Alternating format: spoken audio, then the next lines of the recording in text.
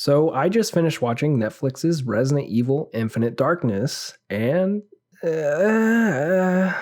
for those who aren't in the know, Infinite Darkness is a 3D animated series set in the Resident Evil universe 2 years after the events of RE4 and 3 years before RE5. It follows fan favorites of the series like Leon S. Kennedy and Leon Scott Kennedy, and a new quasi-political thrill ride fans are sure to enjoy. If you're a fan of the games, you probably will enjoy Infinite Darkness just fine. There are plenty of zombies, self-destruct sequences, and cheesy one-liners to satisfy most fans. Wish I had some cheese. I, however, didn't really like it. Not the cheese line, that was great actually, but before I can get into what did and didn't work for me, I have to warn you about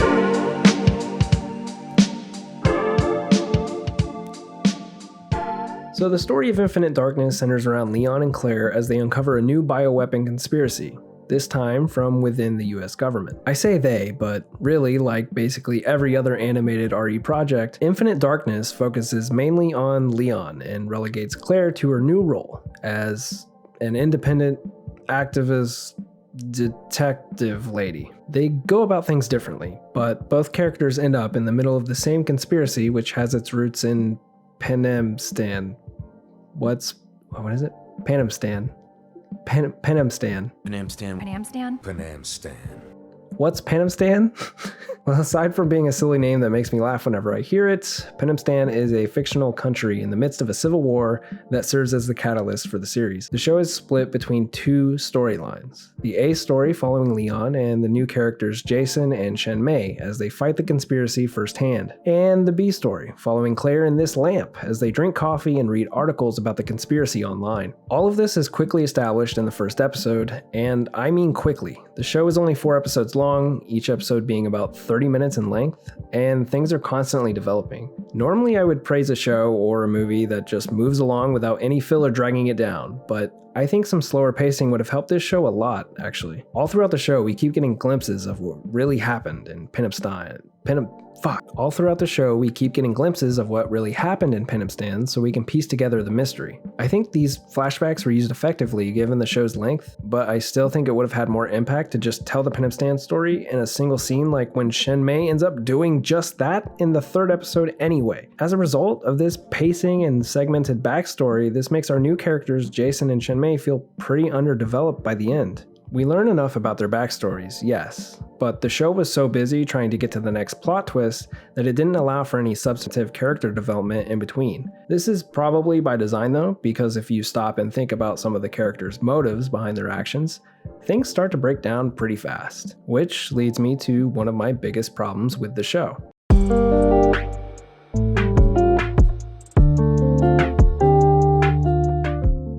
Jason, this season's not-so-secret asshole that rightfully has a bone to pick with the Secretary of Defense behind the conspiracy, really missed the mark for me. He's meant to serve as the foil to everyone's favorite do-gooder Leon, who still has hope for humanity despite everything he endured in Raccoon City. Jason, who had a similar experience in the Penemstan. Jason, who had a similar experience in Penemstan, walked away with a slightly different outlook on things. You destroy a city to save the country. It's a tough call, but someone's got to make it. The Greeks said it best. There is much to fear in this world, but nothing more so than humans. He's willing to break more than a few eggs to make that omelet, if you know what I mean. Including some eggs that really don't make sense at all. For example, why did Jason decide and try to kill Leon here in episode 2? Instead of explaining things more than not at all, he strings Leon along with super vague details, almost like he's trying to convince Leon that he is the bad guy. Oh, I know why. If the show had taken the time to let Jason or even Shen Mei explain things to Leon at this point in the story, it would have been much harder to get the characters to this point in the story.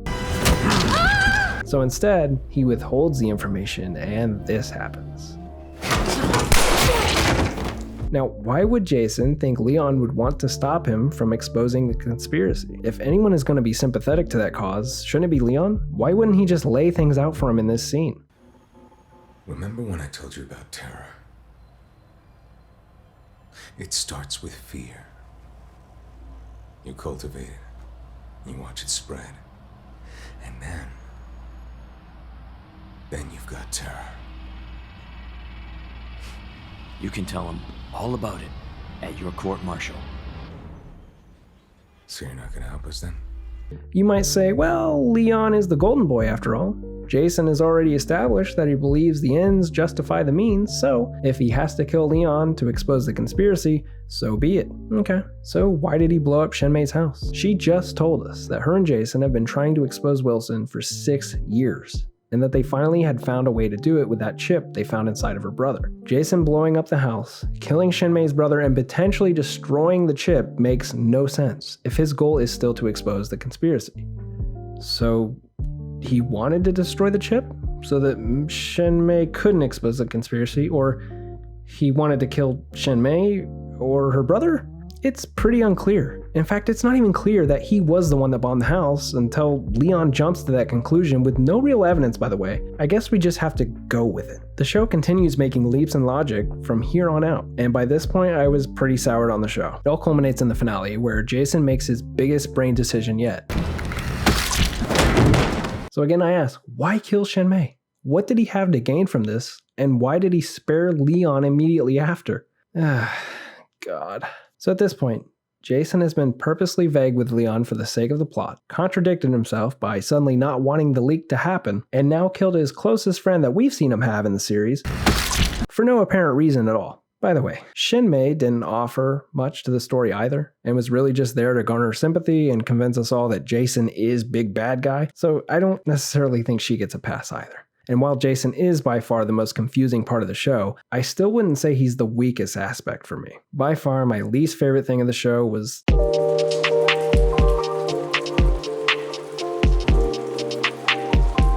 or more specifically, the lack thereof. I've seen that Claire has been getting a lot of comparisons to Rebecca and her role in Vendetta, a mostly useless side character that doesn't have much to do. This is a pretty good comparison, but I would also compare her to the role she had in Degeneration. She has a little bit more to do in that movie early on, since she's caught up in the middle of the outbreak, but she's mostly put to the side and used for exposition dumps, as Leon and some rando have all the fun. For Infinite Darkness, Claire does at least have a lot of her personality shine through. No, I take it back. You're just fucking nuts! Shut up! Largely in part due to the performance by Stephanie Peninsula. Sorry if I said that wrong, but unfortunately, Claire lacks anything meaningful to do in the entire show. Her standalone investigation into the conspiracy just serves as an excuse for more of the Penobstan flashbacks and doesn't offer much else beyond that. Eventually, she gathers enough evidence to confront Wilson directly, to which he doesn't seem to give a shit about at first. He literally walks away, never even looking at her, as if what she said didn't register at all. I'm not worried about it! I'm not worried about any of this! There's worse shit on the local news! But then decides that he does care, and it's actually his top priority to personally silence Claire. Really? Now this is obviously an excuse to force her into the ending, but man, for me it felt so random when he sends his goons after Claire. We haven't seen Claire take any action up to this point, and in the one scene where she has a chance to kick some ass like Leon does, she completely fails and is easily subdued by some dork and a continuity error.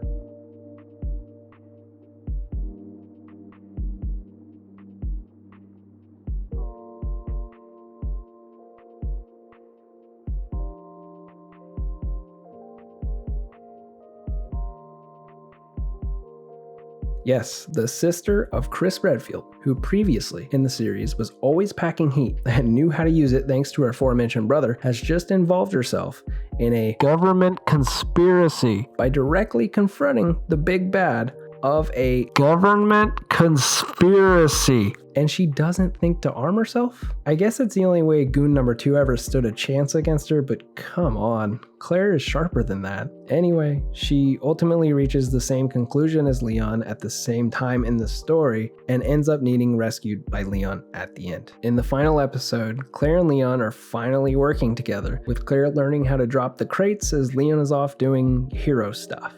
Claire is so useless here, it's actually kind of funny at this point. After she figures out how to release the locks, Leon just fucking shoots it off himself anyway. I mean, what the fuck? And to ensure that there is absolutely no wind left under Claire's sails, she inadvertently knocks herself out when she releases one of the crates. Epic. They even have the audacity to have this cringe moment here with Claire and Leon doing the will they, won't they thing that we've been seeing since the 90s. This is fan service at its worst, in my opinion. We already know that Claire and Leon don't get together, and they haven't earned any real sentimental moment here either. Look, I gotta go. Don't do anything stupid. Excuse me. Leon spent the entire show ignoring Claire about as hard as the show itself did, so fuck you.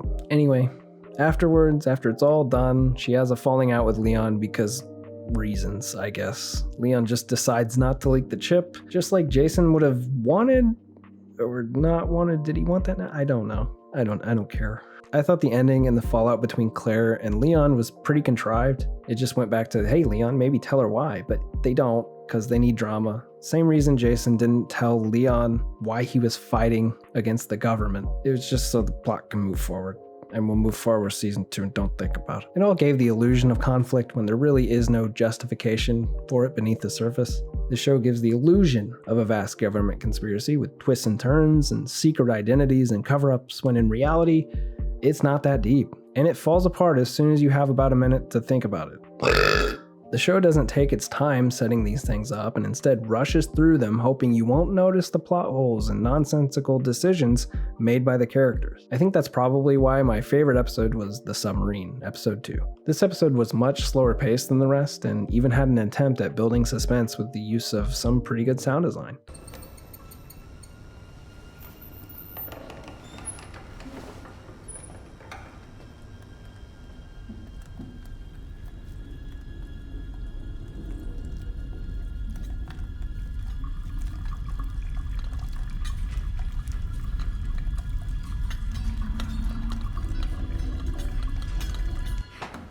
It took its time to focus on these things and showed you a bunch of shots of the environment. It also featured a big twist at the end that seemed promising at first. There's also a nice little nod to RE2 with the classic music during that rare scene of character development between Jason and Leon.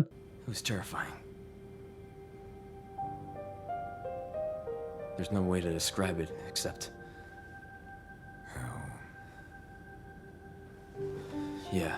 Unfortunately, right after this episode is when the script went out the window for me and the show went into overdrive in a desperate attempt to reach its end. I think if you're going to make an adult show involving political intrigue and conspiracy, things should be given time to unfold and should have a considerable amount of thought put behind it. The only other anime I really watched in this realm, I guess, would be Ghost in the Shell. And if you're looking for a show that gets into the weeds with subjects like government conspiracy and anthropology and philosophy, then I'd recommend you check that out. But if this is all you're looking for, then that's fine too. I just think that political thrillers need to be pretty airtight, like some kind of fucking, what's the word I'm looking for?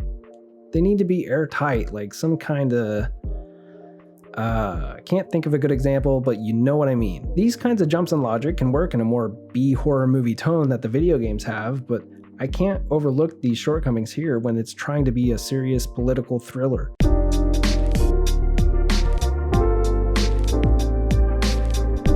So overall, do I recommend Resident Evil Infinite Darkness? Well, no, not really. If you're new to Resident Evil, I think this would be a pretty underwhelming and possibly even confusing watch. The story doesn't make much sense on its own, and the characters are willfully withholding information in order to justify plot twists which are happening at a breakneck pace. I think if you're a fan of the series, you'll probably find it mostly inoffensive and just kind of bland, but it does have some moments that are fun, and aside from the one scene featuring an excessive amount of muzzle flash, I'd say the animation is pretty nice to look at. It's a pretty well shot show, and the action scenes were all executed fairly well. The Submarine episode was a standout for this. The pacing, the sound design, and the action sequence were all handled really well, and I think the show needed more episodes like that. That episode also featured one of the best lines in Resident Evil possibly ever. I thought the performances by the main cast were all great, and it was nice to see Nick and Stephanie make their return to Leon and Claire from the RE2 remake.